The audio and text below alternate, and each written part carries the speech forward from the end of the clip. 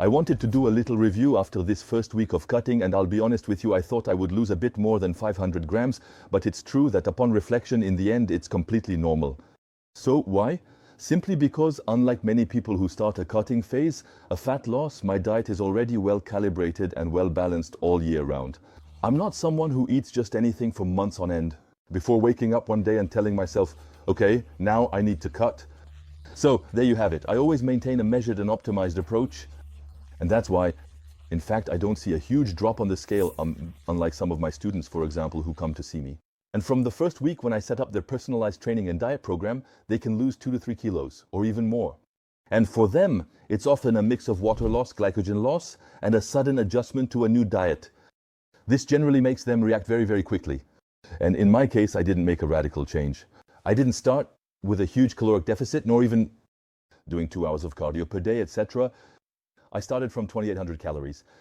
And this ultimately allows me to gradually readjust to optimize my fat loss, without sacrificing all the muscle mass that took me 28 years to acquire.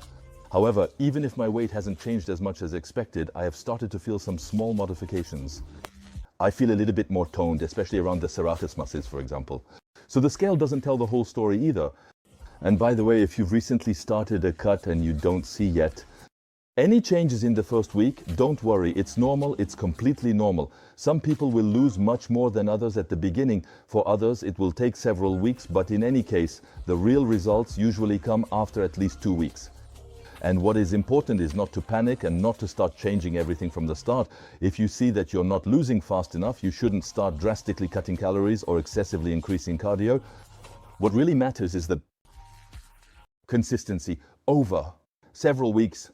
And then you also need to remember one important thing, which is that the first week is always the hardest, because that's when you have to establish a new routine, ultimately adopt new eating habits, and adapt to a new training load as well. And all of this, it's true that it's a real mental challenge. So if you're following this kind of transformation, whether you're starting a cut or something else, also remember that it's after 21 days that everything really starts to settle in.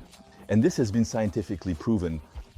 That's when the body starts to get used to it, where discipline becomes more natural, and where you also start to see real results.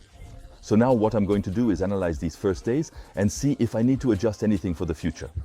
I'll see if I need to slightly lower the calories or not. But in any case, I'm going to wait another good week to see how my body adapts. I'll test all of this, and then I'll talk to you about it again very soon.